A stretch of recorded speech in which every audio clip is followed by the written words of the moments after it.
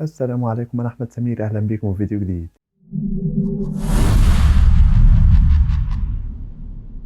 النهارده حل عرض فرايدي نايت سماك داون، بس قبل ما نبدأ في العرض عايزك تشترك في القناة لو مش مشترك وتعمل لايك للفيديو. وخلينا نبدأ. افتتح العرض ب اي جي ستايلز دخل علشان يوضح لنا ليه هو عمل كده الأسبوع اللي فات. دخل اي جي ستايلز واتكلم وقال إن راندي أورتن عايز يلاعب رومان رينز، والإي نايت عايز يلاعب رومان رينز. انا مش مهتم سواء لراندي اورتن او ال اي نايت، انا كل اللي مهتم ليه ان عايز انا اللي لاعب رومان رينز في رويال رامبل. فقطعوا ال اي نايت ودخل وقال له ان انت ممكن انت عايز انت كمان تلعب ضد رومان، وانا عايز العب ضد رومان.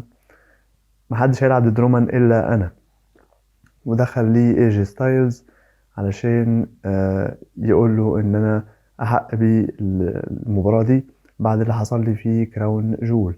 فاي جي ستايلز قال له انا، ما انت ما تستحقش كده، انت حتى خدت الفرصة بتاعتي لما انا اتصبت وعملت تحالف مع جون سينا علشان تلاعب رومان رينز في مباراة التاج تيم في كراون جول. فكده وضح ليه ان هو اي جي ستايلز ضرب ال اي نايت في الاسبوع اللي فات. ودخل بعد كده راندي اورتن قال لهم ان انا غبت 18 شهر بسبب البلاد لاين، وانا احق واحد اني العب ضد رومان رينز. فال اي نايت قال لهم انت عايز بلاد لاين عشان اصابوك، وانت عايز بلاد لاين عشان اصابوك، انتوا ممكن تاخدوا البلاد لاين عادي وتلعبون براحتكم، بس انا عايز رومان رينز. فدخل نيك الديس المدير بتاع سماك داون وقال لهم ايه رأيكم نلعب مباراة ثلاثية بعد اسبوعين من النهارده في عرض سماك داون بتاع السنة الجديدة، والفائز في المباراة الثلاثية دي هو اللي هيلاعب رومان رينز في رويال رامبل. فقالوا تمام، موافقوا. وايج ستايلز قال لهم انا عندي مباراة الليلة دي مع سولو سيكوا، اللي هيتدخل فيكو انا هضربه يعني. فمش عايز مش عايز اي حد يتدخل او يقف في طريقي. وسابهم ومشي، وانتهى السيجمنت الافتتاحي على كده. افتتاحية كويسة. كان كويس ان انا اشوف رومان. كان كويس ان انا اشوف راندي واي جي ستايلز واقفين مع بعض في الحلبة بعد فترة طويلة من الغياب، سواء هما الاتنين. فافتتاحية كويسة جدا، وأدت في الآخر إن هي هيحصل ماتش ما بينهم التلاتة. فمتحمس بصراحة الماتش ده، وعايز أشوف مين اللي هيلاعب رومان في رويال رامبل. بعد كده نروح لمباراة ثمانية تاج تيم بين فريقين، فريق دامج كنترول والفريق التاني في شوتزي، في بيانكا بالير، زيلينا فيجا وميتشن. فلعبوا مباراة كانت احتفالية بسبب الكريسماس وكده، وكانت مباراة كويسة ممتعة تتفرج عليها. لكن شفنا في قبل نهاية المباراة إن أيلا دون وألبا فاير طلعوا من صندوق من صناديق الهدايا اللي كانت موجودة جنب الحلبة، وضربوا ذا كابوكي ووريرز اللي هم أسكا وكاريسين. وطبعا سببوا في خسارة المباراة بالنسبة لدامج كنترول. وميتشن ثبتت ايو سكاي وفاز فريق بيانكا بالير بالمباراة. فهنشوف توجه ألبا فاير وأيلادون في المستقبل. هل هم قصدهم دامج كنترول بس، ولا هل قصدهم ذا كوبيك ووريرز نفسهم، ولا هم هيضربوا أي حد قصادهم؟ فده اللي هنشوفه يعني، بس احتمالية إن هم يكونوا داخلين على دامج كنترول. فده اللي هنشوفه في العروض القادمة. بعد كده رحنا خلف الكواليس لرومان رينز قاعد مع بول هيمن وسولو سيكوا وجيمي أوسو. فرومان رينز بيسأل بول هيمن، بيقول له مين المدير بتاع سماك داون؟ فبول هيمن قال له نيك ألدس. فرومان رينز قال له خلاص ندهولي، خليه يجي هنا. بول هيمن كان متردد وعارف ان نيك ألدس يعني مش هيمشي على هواه. فرومان رينز قال له اندهلي بس نيك ألدس ومالكش دعوة يعني. وراح يندهله نيك ألدس بول هيمن. بعد كده رحنا لمباراة على لقب ال NXT نورث أمريكان تشامبيونشيب ما بين البطل دراجون لي ضد بوتش. ولعبوا مباراة كويسة كالعادة. الاتنين مصارعين كويسين جدا، فقدموا أكيد مباراة كويسة. وفاز في النهاية دراجون لي واحتفظ باللقب بتاعه، وسلم في الآخر على بوتش احتراما ليه ولأدائه. بعد كده رحنا خلف الكواليس لرومان رينز. جايله طبعا بول هيمن قال له ان الشخص ده هو آه، نيك ألدس المدير بتاع سماك داون. قعد نيك ألدس ورومان رينز اتكلم معاه وقال له انت دلوقتي حددت ماتشين، ماتش ثلاثي بين ايجي ستايلز وال اي نايت وراندي اورتن هيحدد مين اللي هيلعبني في رويال رامبل، وحددت مباراة تانية ما بين سولو سيكوبا وايجي ستايلز الليلة دي. آه، فكرة كويسة، لكن في فكرة أحسن منها، وهي إنك كنت تقول لي الأول إيه اللي المفروض تعمله، وإن كنت المفروض تعمل الماتشات دي ولا لأ. وآدم بيرس كان فاهم النقطة دي لما كان هنا. فنيك ألدس رد عليه وقال له أنا مش آدم بيرس. آدم بيرس بيتعامل كأنه إدارة متوسطة، أنا الإدارة العليا هنا.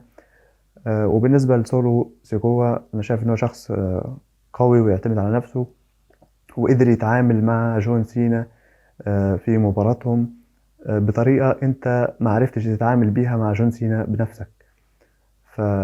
وقال له أنا متحمس للمباراة بين سولو وإيجي ستايلز، ومتحمس للمباراة الثلاثية بين ال اي نايت وإيجي ستايلز وراندي أورتن كمان أسبوعين، ومتحمس أكتر لمين اللي هيفوز فيهم ويلعبك في رويال رامبل. أنا متحمس يحصل نقاشات بينا أو لقاءات بينا عشان نعرف بعض أكتر في الأسابيع القادمة. وسابه ومشي. وطبعا رومان رينز اتضايق جدا واتنرفز ان نيك ألدس ما سمعش كلامه. فده اللي انا حابه بصراحه، ان انا اشوف في الاثوريتي او السلطه واقفه ضد رومان رينز. يعني كان رومان قبل كده كان يعتبر ان هو يعني اعلى من الاداره نفسها.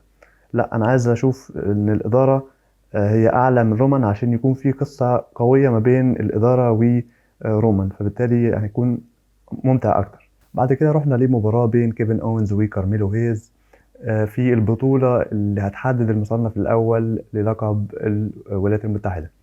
ولعبوا مباراة كويسة بينهم.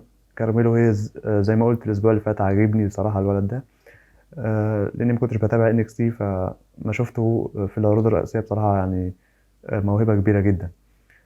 لكن في النهاية فاز كيفن أوينز علشان يستنى اللي هيفوز من سانتوس اسكوبار وبوبي لاشلي لما يلعبوا في العرض برضه يعني في نفس البطولة. كده كيفن أوينز وصل النهائي ومستني اللي هيكسب من بوبي لاشلي وسانتوس اسكوبار. بعد كده رحنا خلف الكواليس لإيجي ستايلز واقف ويجيله الفريق طبعا بتاعه ذا او سي، موميتشن كمان تحضنه، فيقولوا له انت كنت غايب حتى ما اتصلتش بينا ولا مرة ولا كلمتنا ولا مرة، احنا لسه كويسين مع بعض صح ولا ايه؟ ف ايش ستايلز قال لهم ممكن او ممكن لا، يعني ما ادهمش وعد نافع يعني، وسابهم ومشي. فايش ستايلز راجع متغير، يعني مش نفس ايش ستايلز اللي احنا عارفينه قبل كده قبل ما يتصاب. وده احنا شفناه اول ما رجع، ولما اعتدى على ال اي نايت. انا قلت على طول ساعتها ان دي مش حركه يعني بيبي فيس، ده حركه هيل. فهو شكله راجع هيل. بعد كده رحنا ليه برومو لكارين كروس بيتكلم ان هو اول لما ظهر او رجع للدبليو دبليو اي حط الساعه الرمليه قدام البلاد لاين، وقال لهم ان هم يعني هم اللي كان لهم الدور. وحتى لما ضرب درو ماكنتاير ساعتها يعني كان بيتخلص منه علشان ما يقفش في طريقه ضد البلاد لاين. فبيلمح ان كارين كروس ممكن هيخش على البلاد لاين في الفتره القادمه. وشفنا في البرومو بتاعه في ثلاثه، انا شفت في ثلاثه واقفين كده في الضلمه، ويعني لقطه سريعه. في ثلاثه واقفين، واحد فيهم في النص لابس نظاره، طبعا ما قدرتش احدد هم مين، بس ممكن يكون في ثلاثه مصارعين هينضموا لكارين كروس ويعملوا عصابه. وحتى كان في التلفزيون كده في لقطه سريعه كاتبين ان انت ما تقدرش تتحمل معانا يعني you can't endure. بعد كده رحنا للمباراة النص النهائي التاني بين سانتوس كوبار ضد بوبي لاشلي في البطولة لتحديد المصنف الأول للقب الولايات المتحدة. ولعبوا مباراة ممتعة بين سانتوس كوبار وبوبي لاشلي. طبعا بوبي لاشلي كان معاه ذا ستريت بروفيتس في المباراة، كانوا واقفين جنب الحلبة بيساعدوه. لكن شفنا في أثناء المباراة اتنين داخلين لابسين ماسكات وضربوا ستريت بروفيتس. فبوبي لاشلي انشغل بيهم، فاستغل الفرصة دي سانتوس كبار، وعمل تثبيت سريع على بوبي لاشلي علشان يفوز بالمباراة ويتصدر للنهائي عشان يلاعب كيفن اونز في النهائي. وشفنا في الاخر ان الاتنين اللي لابسين ماسكات هم انهيل جارزا او انجيل جارزا وهومبرتو كاريو. فتقريبا كده خلاص هيقفوا معاه ضد عيلة LWO. بعد كده رحنا خلف الكواليس بوتش واقفة المذيعة بتسأله ايه اللي حصل في المباراة النهاردة وان انت خسرت، فقال لها الامور ما كانتش في صالحي. ولسه بيتكلم لقى بريتي ديدلي داخلين وضربوه وبدأوا يضربوا في بعض لحد ما نيك ألدس دخل بينهم وقال لبوتش لو عايز تلاعب بريتي ديدلي شوف لك واحد يقف معاك في مباراة تاج تيم ويلعبوا كمان أسبوعين في عرض سماك داون بتاع السنة الجديدة. وسابهم ومشي واتحددت كذا مباراة في العرض اللي هو هيكون كمان أسبوعين بتاع سماك داون.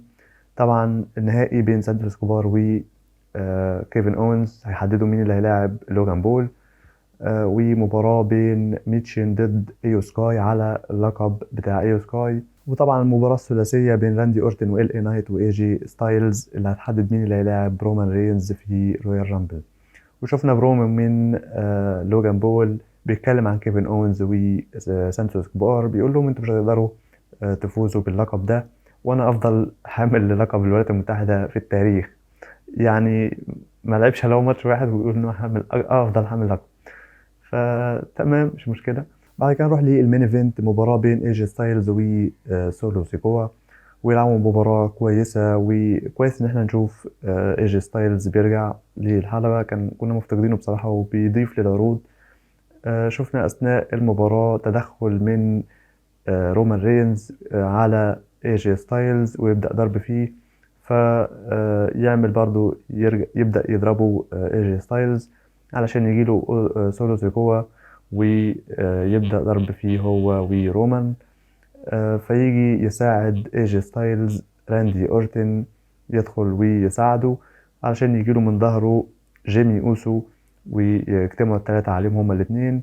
فبعد كده يجي ال اي نايت يساعد راندي وايجي ستايلز ويلعبوا التلاتة ويضربوا البلاد لاين بره الحلبة علشان ايجي ستايلز يقول لراندي وال اي نايت انا ما طلبتش منكم مساعدة وقلت لكم ما تجوش في المباراة دي، وراح جاي ضارب ال اي نايت. فال اي نايت جه يضرب ايجي ستايلز، راندي اورتن بيشده، راح جاي ال اي نايت زق راندي اورتن وبدأ الضرب بينهم هما التلاتة. فطبعا ده كان حماس للمباراة الثلاثية بينهم كمان أسبوعين. جه جيمي وسولو يدخلوا الحلبة، فرومان قال لهم لا خلاص هم سيبوهم بيتخانقوا مع بعضهم مش ناقصين يعني. فانتهى العرض على أساس إن هم التلاتة بيضربوا في بعض، فهي يعتبر زي إيه حرب من أجل رومان. يعني هم التلاتة عايزين يشوفوا مين فيهم اللي هيلعب ضد رومان، والتلاتة هم عايزينهم بصراحة، والتلاتة عندهم أسباب يعني كويسة. فعجبني الماتش الثلاثي اللي هيحصل بينهم ده. وانتهى العرض على كده. عرض كان كويس، كان احتفالي بأجواء الكريسماس بالنسبة ليهم، ويعتبر نهاية السنة. قالوا إن عرض الرو جاي هيكون لقطات من أفضل عروض 2023. فمعرفش هل هيكون في عرض فعلا وهيحطوا لقطات من أفضل لقطات في السنة أثناء العرض، ولا هيكون عرض كله أفضل لقطات. لأن لو هو كله أفضل لقطات مش ما أعتقدش إن أنا أحلله يعني، سواء رو الجاي أو سماك داون. فهنشوف يعني لو في حاجة تستاهل هعمل تحليل، مفيش خلاص. فعرض سماك داون هقيمه واديه 7/10. قولوا لي توقعاتكم بالنسبة للسنة الجديدة 2024، وكل سنة وانتم طيبين. واشترك في القناة لو مش مشترك واعمل لايك للفيديو وبس. ده كان كل اللي عندي الفيديو النهاردة.